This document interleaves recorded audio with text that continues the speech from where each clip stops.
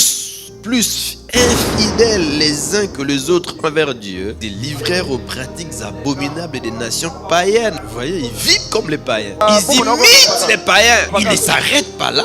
Ils profanèrent les temples que le Seigneur s'était consacré à Jérusalem. Ils ont profané les temples. Lisez Jérémie 7, lisez Jérémie 15. Vous verrez comment ces gens, mes frères, ils vivent mal. Ils viennent au temple. Rien ne change dans leur vie. Ils profanent les temples. Voilà un peu ce qui s'est passé.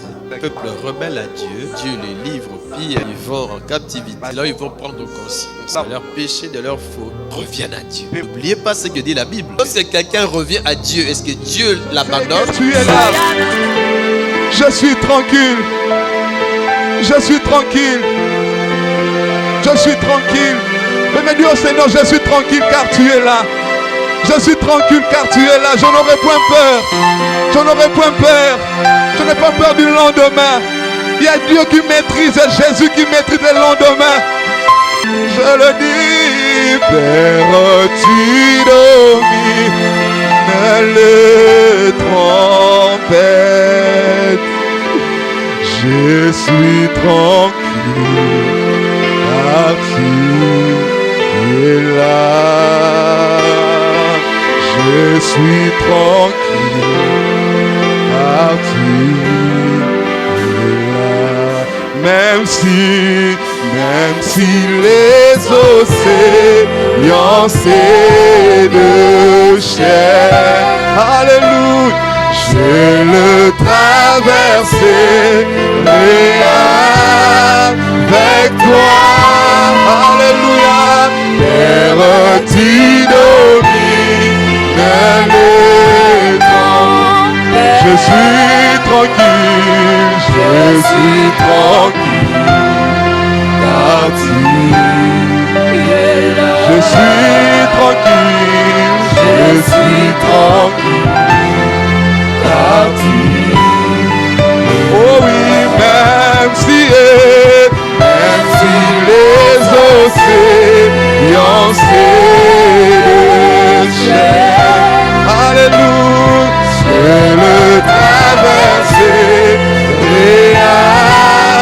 avec toi, oui. Père, tu domines les tempêtes. Je suis tranquille, je suis tranquille, car tu es là. Je suis tranquille, je suis tranquille, car tu es là. Je me dis au Seigneur, je suis tranquille car tu es là. Que les voix s'élèvent pour dire au Seigneur, je ne prends peur. Je sais que tu es avec moi.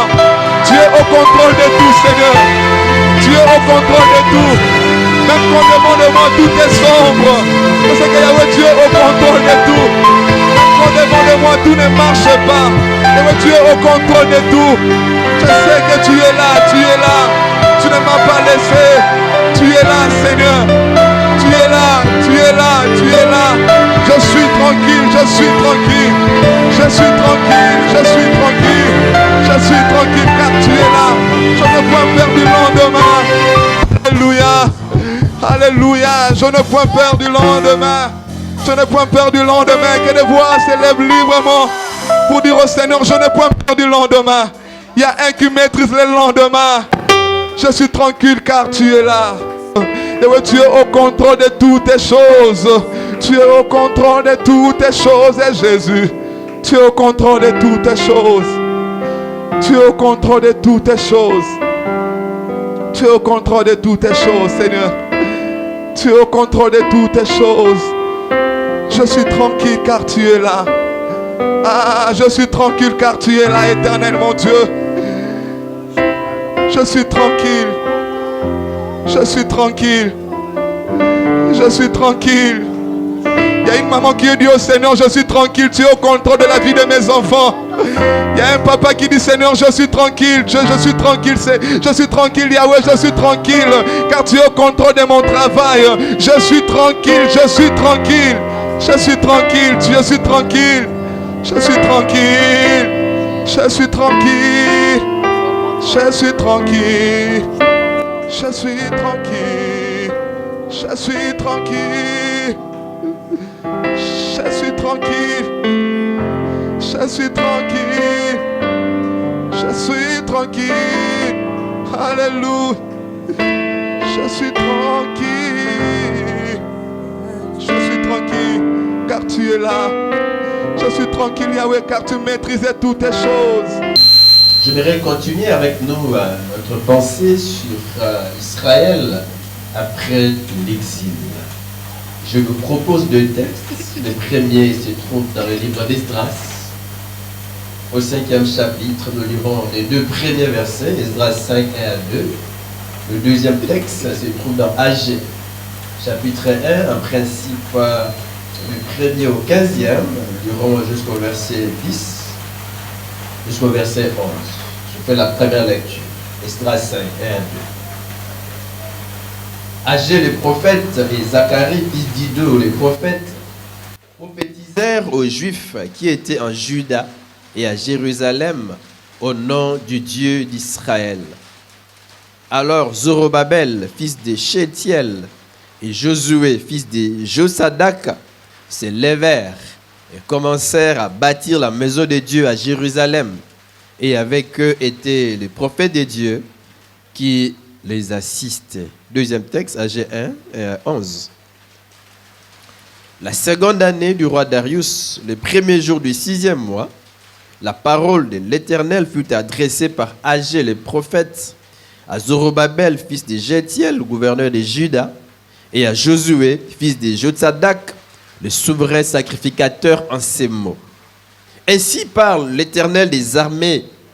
Ce peuple dit, le temps n'est pas venu, le temps de rebâtir la maison de l'Éternel.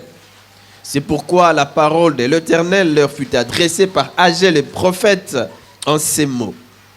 Est-ce le temps pour vous d'habiter votre demeure lambrissée quand cette maison est détruite?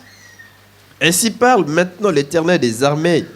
Considérez attentivement vos voies. Vous sémez beaucoup et vous recueillez peu. Vous sémez beaucoup et vous recueillez peu. Vous mangez et vous n'êtes pas rassasiés. Vous buvez et vous n'êtes pas désaltérés. Vous êtes vêtus et vous n'avez pas chaud. Les salaires de celui qui est à gage tombent dans un sac percé. Verset 7. Ainsi parle l'Éternel des armées. Considérez attentivement vos voies. Montez sur la montagne, apportez du bois et bâtissez la maison. J'en aurai de la joie et je serai glorifié, dit l'Éternel. Verset 9. Vous comptiez sur beaucoup et voici vous avez eu peu. Vous l'avez rentré chez vous, mais j'ai soufflé dessus. Pourquoi? Dit l'Éternel des armées. À cause de ma maison qui est détruite, tandis que vous vous empressez, chacun pour sa maison. Verset 10. C'est pourquoi les cieux vous ont refusé la rosée et la terre a refusé ses produits. J'ai appelé la sécheresse sur le pays, sur les montagnes, sur les blés, sur le mou, sur l'huile, sur ce que la terre peut rapporter, sur les hommes et sur les bêtes, et surtout le travail des mains. Amen. Alléluia. Nous sommes à 16 ou 18 années après l'arrêt des travaux de reconstruction du temple. Vous savez, comme nous en avons parlé, que pour faire cesser ces travaux, les ennemis du peuple juif ont successivement employé plusieurs méthodes. Nous avons parlé des mensonges ou des ruses, des découragements, les fausses accusations et même la violence. La violence. Et ils ont vraiment réussi. Les travaux se sont arrêtés. Et mes frères, depuis l'arrêt des travaux, donc il y a 16 ou 18 ans passés, 2 mots caractérisent les Juifs. 2 mots. Le premier, c'est l'indifférence. Ils sont dans l'indifférence. Ils n'ont aucun intérêt pour la maison de Dieu. Comme je l'ai dit, donc la maison de Dieu est restée pendant toutes ces années en ruine. Mais ils ne sont pas dérangés. Ils sont indifférents. Ils n'en ont aucun intérêt. La maison en ruine, mes frères. Ils ne s'en occupent pas. Je me pose beaucoup de questions. N'avaient-ils pas reçu la mission de reconstruire le temple lorsqu'ils ont quitté Babylone? Si. Mais alors pourquoi croisent-ils les bras? Pourquoi? Pourquoi négligent-ils la maison de Dieu? Est-ce que vous me suivez? Vous êtes avec moi? Pourquoi ont-ils croisé les bras? Pourquoi négligent-ils la maison de Dieu? Pourquoi? Est-ce que c'est parce que la première tentative avait échoué lorsqu'ils sont revenus, qu'ils ont commencé à reconstruire? Les ennemis se sont levés. C'est pour cela qu'eux aussi se sont fatigués. Est-ce qu'ils ont très mal discerné les temps? Je peux me poser toutes ces questions. Mais ce qui est vrai, c'est qu'ils sont comment? Indifférents. Ils n'ont aucune volonté de continuer à reconstruire les temples. Et vous l'avez remarqué qu'ils s'appuient sur un prétexte. Le temps n'est pas encore venu de reconstruire la maison. Le temps, un prétexte. Je me suis même posé la question, est-ce que ce n'était pas une mauvaise interprétation des signes ou des prophéties bibliques? Mais ce qui est vrai, c'est qu'ils sont comment? Indifférents. Indifférents, mes frères. Ils ne construisent plus pour dire, ce n'est plus le temps. Ce n'est plus le temps. Et je me dis que nous aussi, il nous arrive de trouver des prétextes pour ne pas exécuter la volonté de Dieu. Des prétextes, des alibis, des raisons. Certains peuvent dire que ce sont des raisons fondées. Même si vous pensez que c'est fondé. Mais mes frères, si on réfléchit et l'on trouve que c'est une façon pour vous de vous échapper de ce que Dieu veut que vous fassiez, une façon pour vous de ne pas exécuter la volonté de Dieu, ça devient un prétexte. Je n'ai pas le temps. Pas le temps de venir à l'église. Pas le temps de prier suffisamment. Pas le temps de me joindre aux autres. Pas le temps de venir à la répétition. Pas le temps, je n'ai pas le temps. Je n'ai pas le temps. Mais un jour, nous aurons le temps de mourir. Pas le temps. D'autres peuvent dire, je ne gagne pas assez. Pas assez d'argent pour aider les autres. Pas assez d'argent pour contribuer pour l'avancement de l'œuvre de Dieu. Pas assez d'argent pour les APA. Pas assez. Je ne gagne pas assez. On peut avancer plusieurs, n'est-ce pas, arguments pour se justifier. D'autres peuvent aussi dire, ce n'est pas encore le moment. Et on cherche à remettre à plus tard ce que Dieu nous demande de faire aujourd'hui. Ce n'est pas encore le moment. D'autres peuvent encore dire, ce n'est pas la volonté de Dieu. Ce n'est pas la volonté de Dieu. Vous savez que souvent dans nos vies, lorsque tout va bien, on dit c'est la volonté de Dieu. Mais lorsque tout va mal, on dit non, Dieu n'est pas dans cette chose. Parce qu'il y a des obstacles devant moi, Dieu n'est pas là. Non, mes frères. Ce n'est pas parce que vous êtes dans la volonté de Dieu que tout va très bien marcher devant vous. Ce n'est pas parce que vous êtes dans la volonté de Dieu que les obstacles ne vont pas, mes frères, vous empêcher de continuer votre marche. Est-ce que je me fais comprendre? Attention, attention. Parce qu'il y a un obstacle, je dis non, Dieu n'est pas là. Je m'arrête, je me décourage, je croise les bras. Non, mes frères. Mais nous devons noter que généralement les prétextes arrivent lorsque les choses de Dieu ne sont plus une priorité pour nous. Eh bien, on trouve des prétextes. C'est un peu ce qui est arrivé avec ces Juifs. Des prétextes. Et le deuxième mal qui les caractérise, c'est quoi? C'est le changement de priorité. Le premier mal, j'ai dit, ils sont indifférents. Ils avancent des prétextes. Mais j'ai dit que souvent, on avance des prétextes lorsque Dieu n'est plus une priorité pour nous. Et le deuxième mal, c'est ça, le changement de priorité. Avant qu'ils ne reviennent en Juda, n'est-ce pas? Ou juste quand ils sont revenus, c'était Dieu. Dieu était leur priorité. Dans la joie, ils ont rebâti, n'est-ce pas, l'autel des holocaustes. Dans la joie, ils ont célébré des fêtes à l'Éternel. Dans la joie, ils ont posé le fondement. Mais 16 ou 18 années après, il n'y a plus rien.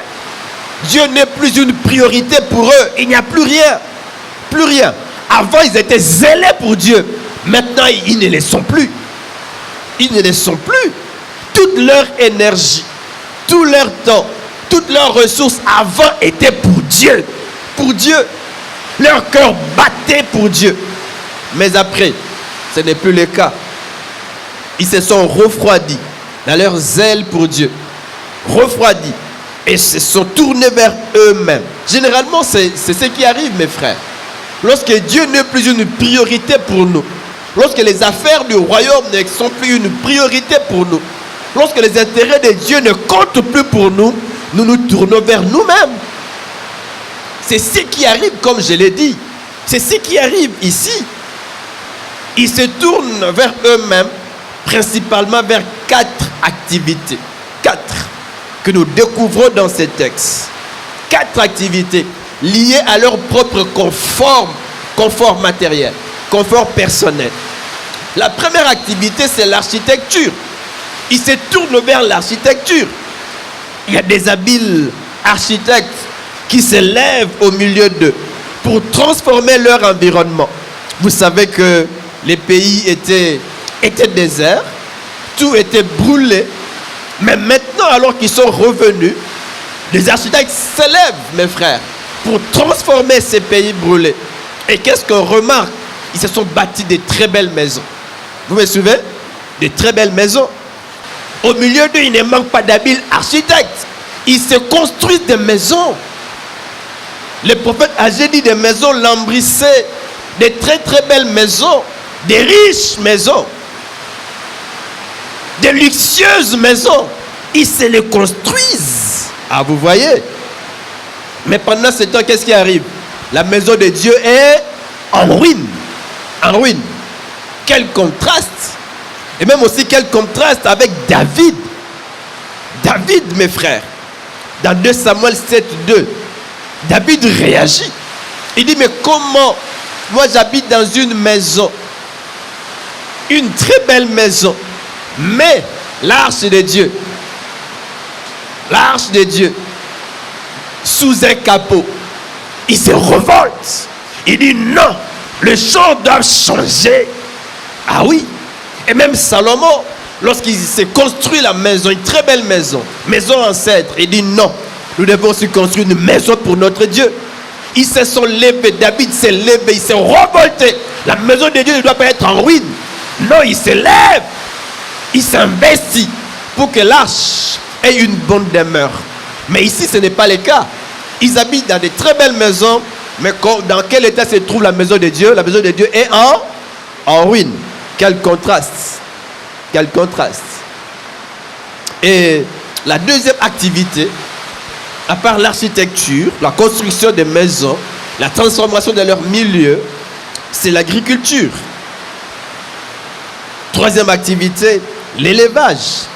Vous savez que ces 2 activités, l'agriculture et l'élevage, justifient le fait que les Juifs étaient un peuple des cultivateurs et des éleveurs, on le dit souvent ici. Elle a pu jouer un grand rôle chez les Juifs. Et donc, ils reviennent dans leur activité naturelle, l'élevage, n'est-ce pas, et l'agriculture. Et la 4e activité, ici, on voit les travail.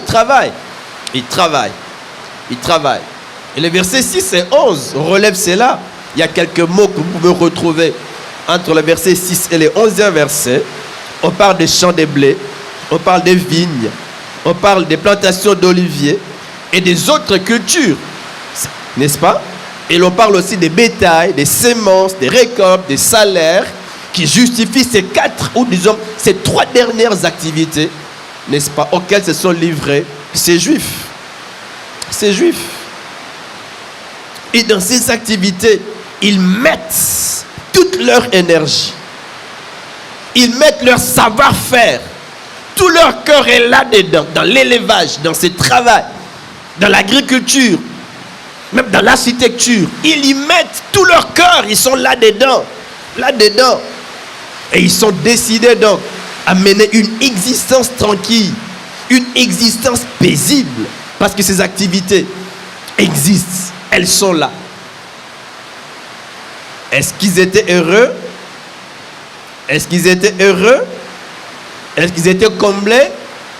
Est-ce qu'ils étaient satisfaits? Curieusement, non. Non, mes frères. Non. Non. Non. Ils étaient frappés par toutes sortes de malheurs, par toutes sortes de catastrophes. On parle de sécheresse. Vous plantez, mais il n'y a pas de pluie.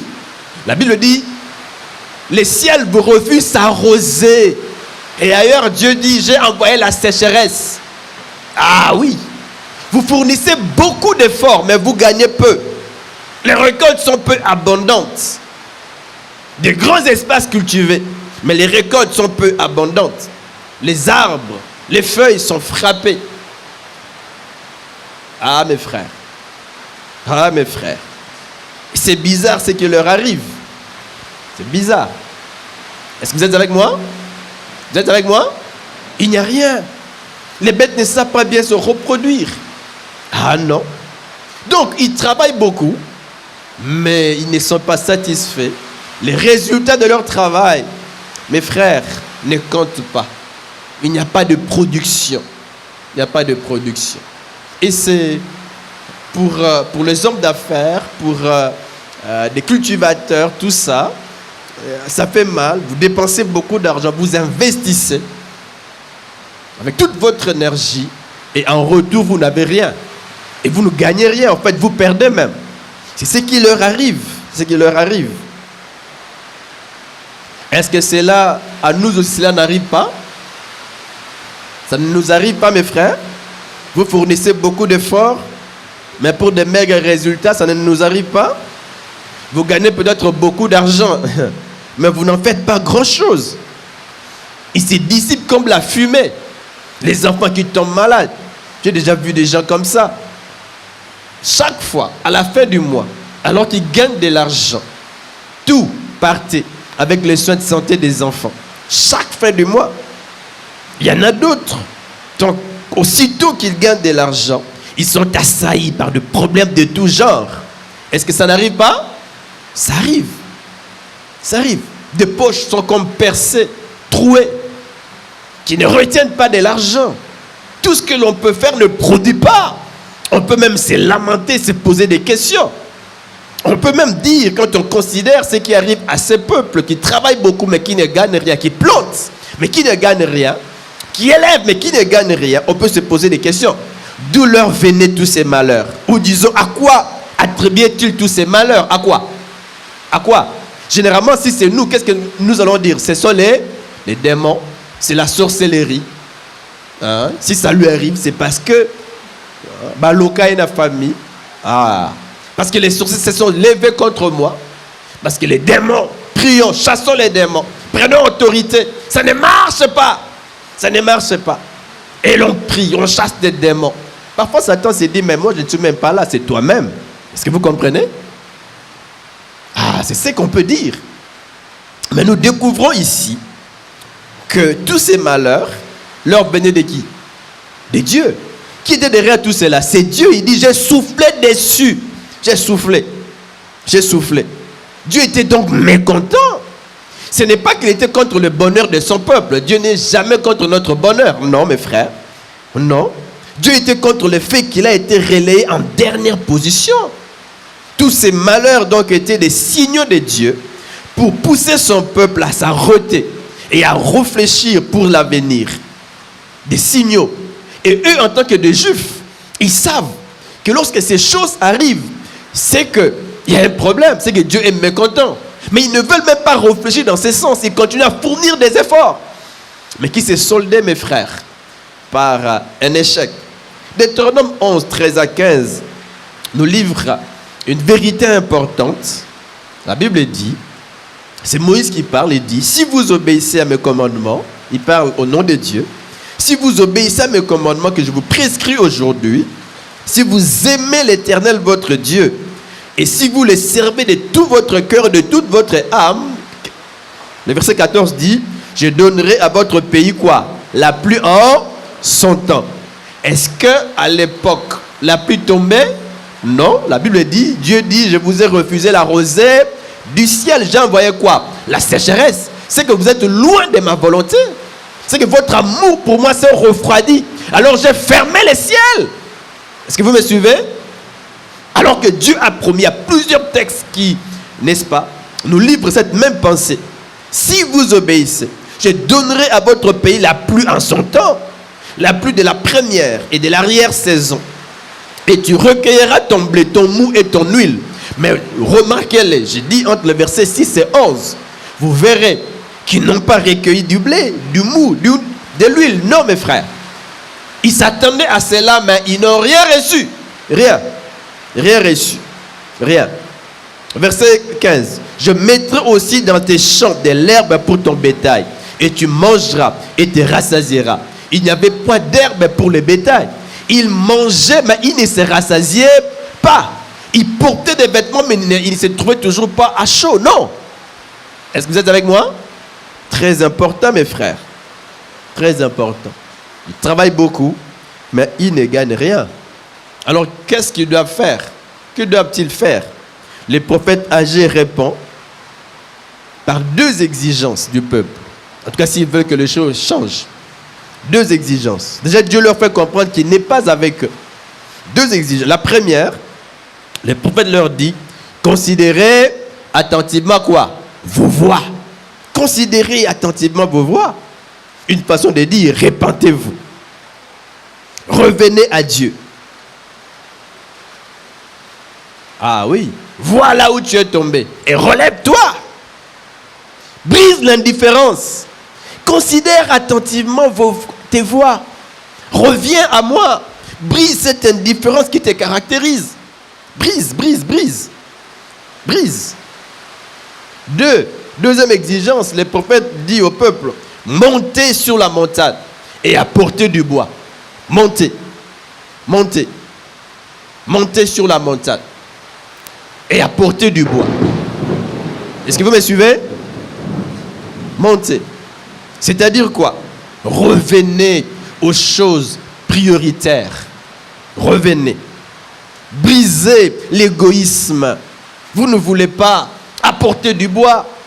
Vous êtes centré sur vous-même, sur votre aise à vous-même. Mais allez, montez sur la montagne, apportez du bois. Apportez du bois. Apportez du bois. Amen. Voilà ce que Dieu exige à son peuple. Il leur fait voir l'état malheureux dans lequel ils se trouvent. Il leur fait voir aussi l'origine de ces malheurs. C'est parce qu'ils ont changé de priorité. Parce qu'ils sont restés indifférents alors que la maison est en ruine. Mais Dieu leur propose une solution. J'aime, mes frères, Dieu nous propose toujours des solutions. Je mets devant toi la vie et la mort, mais choisis la vie. Ici, le prophète dit, voilà, deux exigences. Deux, considérez vos voies, donc revenez à Dieu, repentez-vous. Soyez conscients que vous êtes détourné de la volonté de Dieu, du but pour lequel Dieu vous a fait sortir même de l'exil. Vous vous en êtes écartés. Et deux, revenez aux choses prioritaires. Apportez du bois, bâtissez la maison. Alors comment le peuple va-t-il réagir? Quelle a été la réaction du peuple et de ses chefs? La Bible nous fait voir que leur réaction était positive. J'aime ça. Une réaction positive. Le verset 12 dit ceci. Le peuple fut saisi de crainte devant l'Éternel. Une autre version dit, le peuple a reconnu l'autorité du Seigneur. L'autorité. Le verset 14. L'Éternel réveilla l'esprit de Zorobabel, fils de Jéatiel, gouverneur de Juda, et l'esprit de Josué, fils de Jotsadak, le souverain sacrificateur, et l'esprit de tout le reste du peuple.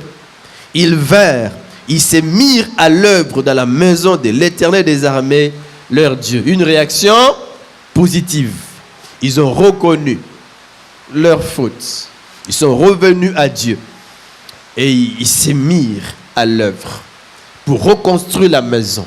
Et ils l'ont reconstruite. Reconstruite. Une réaction positive lorsque Dieu nous interpelle.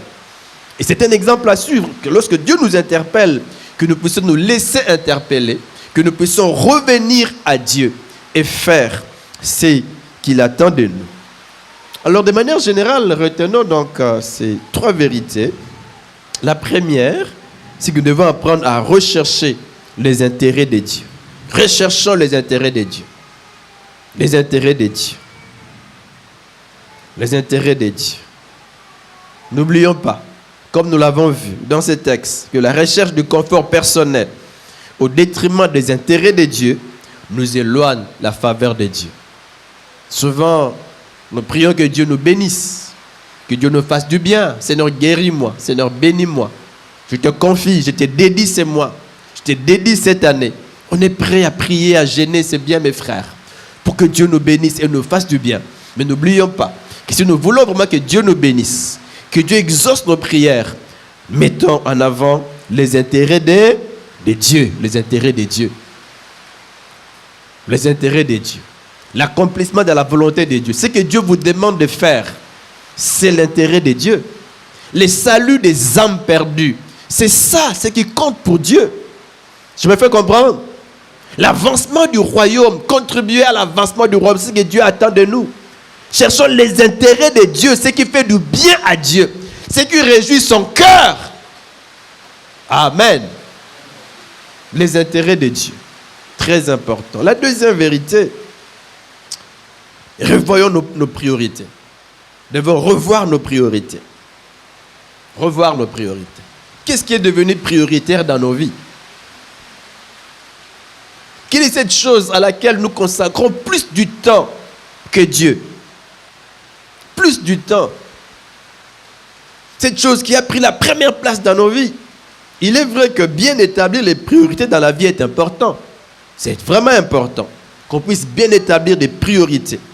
Mais Dieu doit être la priorité des priorités. Dieu.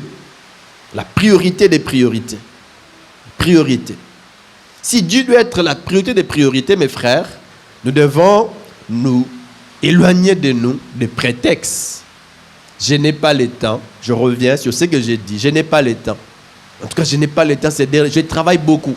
Je n'ai pas le temps de venir à l'église. Ah bon? Vous n'avez pas le temps de venir à l'église? Ma relation avec Dieu, c'est la priorité. Avoir une bonne relation avec Dieu. Exprimer en termes de vie de prière stable. C'est la priorité. Exprimer en termes d'une vie de méditation stable. C'est la priorité.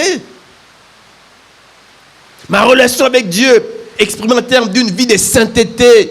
La crainte de Dieu, c'est la priorité, c'est important. On ne doit pas négliger cela, mes frères. Est-ce que je me fais comprendre? Est-ce que parce que je suis malade, que je ne peux plus contribuer pour l'œuvre de Dieu? Non. Est-ce que parce que le temps me prend tout le temps, disons, le travail me prend tout le temps, que je ne peux pas créer des espaces pour prier moi-même, et même pour venir à l'église? Ah, mes frères, nous devons nous battre. Que rien dans ce monde ne nous empêche d'être tout pour Dieu. Tout pour Dieu.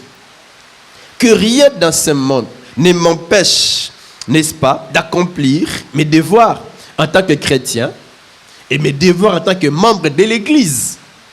Je me fais comprendre. Mes devoirs, que rien ne m'empêche, je répète, d'accomplir mes devoirs en tant que chrétien.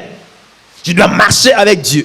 Je dois être une lumière pour les autres. Je dois gagner les âmes. Je dois mener une bonne vie de prière, de méditation, de sainteté, de crainte de Dieu en tant que chrétien. En tant que chrétien. Et en tant que membre de l'église, être là. Je suis là. Ma présence. Par ma présence, je suis là. La communion avec les autres, c'est important.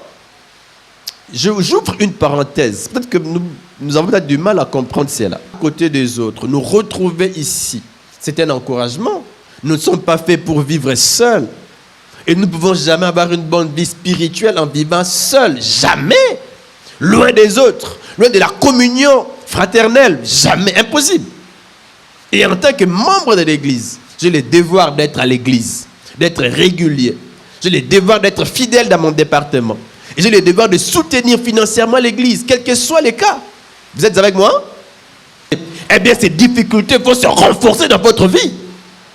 Parce que j'ai l'impression que le ciel reste fermé. Mes prières ne sont pas exaucées. Je me fatigue, je reste à la maison. Ah, cette vie chrétienne aussi, Dieu est un menteur. Eh bien, vous allez vous embourber toujours dans des problèmes, dans des difficultés. Est-ce que je me fais comprendre? Le ciel restera fermé. Vous ne verrez pas l'aurore. La lumière ne va pas jaillir dans votre vie. Non! Quand ça ne va pas, continuer à être fidèle à Dieu et à l'église. Je me fais comprendre? Non, parce que ces derniers temps, les enfants tombent souvent malades. Je ne gagne pas assez. Et je refuse de contribuer. J'arrête même de contribuer. Ah, mes frères, vous continuerez dans des difficultés. Ce qu'il faut faire, c'est rester fidèle. Dieu doit être prioritaire dans tout. Dans tout. Est-ce que je me fais comprendre? Dieu doit être prioritaire. Revoyons nos priorités. Revoyons nos priorités. La troisième et la dernière vérité, je le trouve dans ce texte qui dit: apportons du bois et bâtissons la maison de Dieu. Apportons du bois. Bâtissons la maison de Dieu. Le prophète dit: est-ce le temps pour vous d'habiter votre demeure lambrissée quand cette maison est détruite? Changement donc de priorité, revoir nos priorités, mais continuons au verset 8 en disant: montez sur la montagne, apportez du bois et bâtissez la maison. Dieu conclut en disant: j'en aurai de la joie. Alléluia. J'en aurai de la joie et je serai glorifié, dit le Seigneur. On voit que Dieu reproche aux Juifs leur changement de priorité, j'en ai parlé. Dieu leur reproche aussi leur égoïsme et leur matérialisme. Ils s'inquiètent pour eux-mêmes, mais pas pour la maison de Dieu. Apportons du bois. Revenons, mes frères. Travaillons pour Dieu. Travaillons pour Dieu. Travaillons pour Dieu. Apportons du bois. Contribuons à l'avancement du royaume. Que le royaume soit une priorité pour nous. Vous connaissez ce texte de Matthieu 6, 31 à 33, où la Bible, n'est-ce pas, nous encourage à ne pas nous inquiéter pour notre vie. On peut s'inquiéter de quoi sera fait mon avenir. Ne nous inquiétons pas, selon la Bible, de ce que nous allons manger ou nous vêtir. Ces Juifs se sont inquiétés de ce qu'ils allaient manger et se vêtir. Mais est-ce qu'ils mangeaient à leur faim? Non, vous voyez? Surtout que dans l'Ancien Testament, la bénédiction était liée, n'est-ce pas, à l'obéissance. Ils n'ont pas obéi et Dieu leur a privé de sa bénédiction. Mais maintenant, Dieu dit: si vous revenez, si vous apportez du bois, j'en aurai de la joie, je serai glorifié et je vous ouvrirai des portes et je vous bénirai. Mes frères, apportons du bois, bâtissons la maison, cherchons premièrement le royaume de Dieu et sa justice. Et toutes les choses dont nous avons besoin nous seront données par surcroît, nous seront données par-dessus. Par-dessus. Très important. Évitons donc l'indifférence et reconsidérons nos voies.